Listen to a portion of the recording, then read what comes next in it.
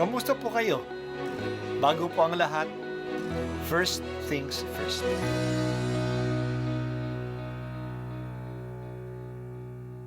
Good morning po. Sinisimulan po natin ngayon ang first things first.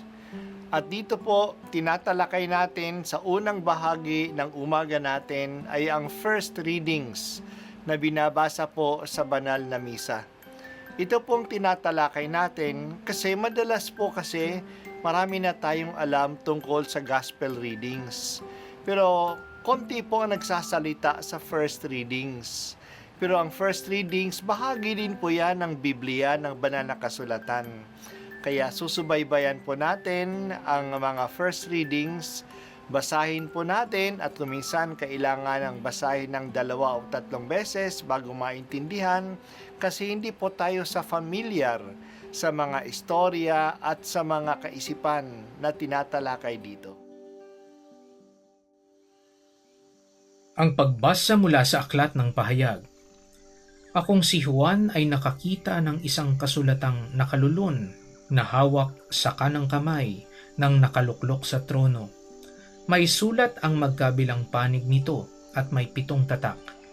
At nakita ko ang isang makapangyarihang anghel na nagpahayag ng malakas. Sino ang karapat dapat na sumira sa mga tatak at magbukas sa kasulatang nakalulun? Ngunit walang nasumpungan sa langit, sa lupa o sa ilalim ng lupa na makapagbubukas at makatitingin sa nilalaman niyon.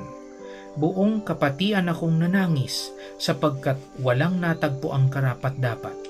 Kaya sinabi sa akin ng isa sa matatanda, "Huwag kang manangis. Tingnan mo, ang leon mula sa lipi ni Huda, ang anak ni David ang siyang nagtagumpay at may karapatang sumira sa 7 tatak at magbukas sa kasulatang nakalulun." Pagkatapos, may nakita akong isang kordero na nakatayo sa pagitan ng matatanda at ng tronong na paliligiran ng 4 na nilalang na may buhay. May mga bakas na nagpapakilalang pinatay na ang kordero. Ito'y may 7 sungay at 7 mata na siyang 7 espiritu ng Diyos na ipinadala sa buong sanlibutan. Lumapit ang kordero at kinuha ang kasulatang nakalulun sa kanang kamay ng nakaluklok sa trono. Nang ito'y kunin niya, nagpatira pa sa harapan ng kordero ang 4 na nilalang na buhay at ang 24 na matatanda. May hawak na alpa ang bawat isa at may gintong mangkok na puno ng kamanyang. Ito ang panalangin ng mga banal. Inaawit nila ang bagong awit na ito. Ikaw ang karapat-dapat na kumuha sa kasulatang nakalulun at sumira sa mga tatak niyon, sapagkat pinatay ka at sa pamamagitan ng iyong kamatayan ay tinubos mo para sa Diyos ang mga tao mula sa bawat lipi, wika, bayan at bansa. Ginawa mo silang isang liping maharlika at mga saserdote para maglingkod sa ating Diyos at sila'y maghahari sa lupa. Ang salita ng Diyos. Salamat sa Diyos. May bagong vision o pangitain na dumating kay Juan. Ang nakaupo sa trono na ang Diyos na dakila ay may hawak na scroll na natatakpan ng 7 selyo o 7 tanda na nagtatakip dito kaya ito'y hindi mabasa. Ang scroll o nakalulun na aklat ay sumasagisag sa pagkaunawa sa mga pangyayari sa kasaysayan. Walang natagpuan na makasira sa tatak o makapagpaliwanag na mga pangyayari.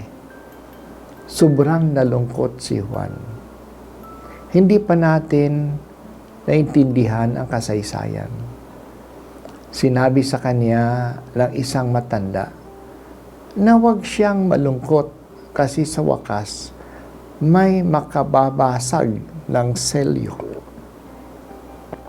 Sabi nila na siya daw ay ang leon na mula sa lipi ni Huda, ang anak ni David. Ito isang sagisag ng Mesiyas. Pagtingin niya, ang nakita niya ay hindi isang leon, kundi isang kordero na duguan, nasugatan pero nakatayo. May 7 sungay siya Ang number ng 7 ay nangangahulugan ng completeness at ang sungay ay sagisag ng lakas, tulad ng lakas ng toro o kambing na nasa sungay nila. Ang kordero na sugatan ay sa totoo lang puno ng kapangyarihan.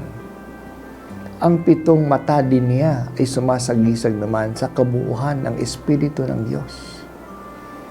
Nang kinuha ng kordero ang scroll o kasulatang nakalulun, nagpatira pa ang mga 4 na nilalang at ang 24 na matatanda. At sabay silang umawit at sinamba nila kasama ng nakaupo sa trono. Tinuturing na nila na Diyos ang korderong sugatan, na ito'y tulad ng matanda na nakaupo sa trono. Ang bagong awit nila ay papuri sa kordero na namatay, ngunit muling nabuhay. At dahil dito, tinubos niya ang lahat ng bansa at siya na ngayon ang magbibigay ng kahulugan sa lahat ng mga pangyayari sa mundo.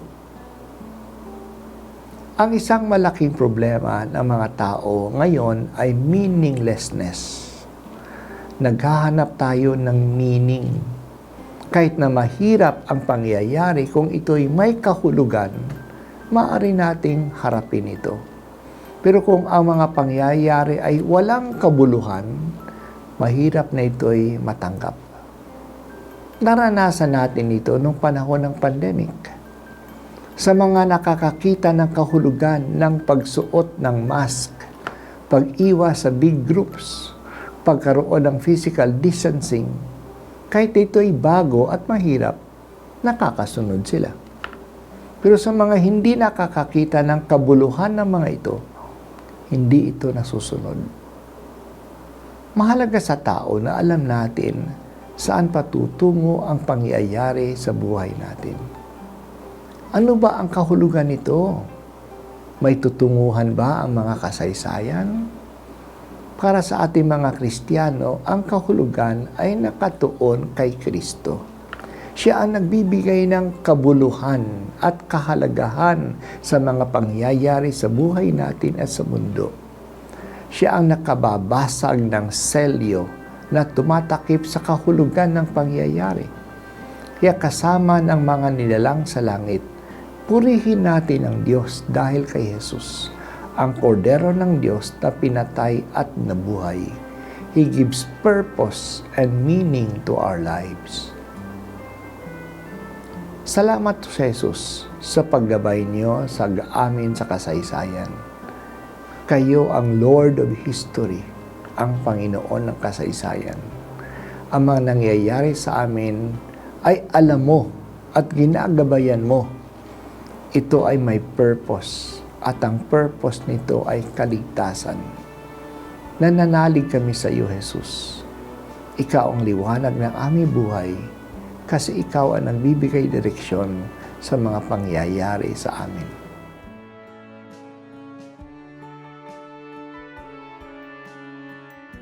At ako po ay si Bishop Broderick Pabilio dito sa First Things First.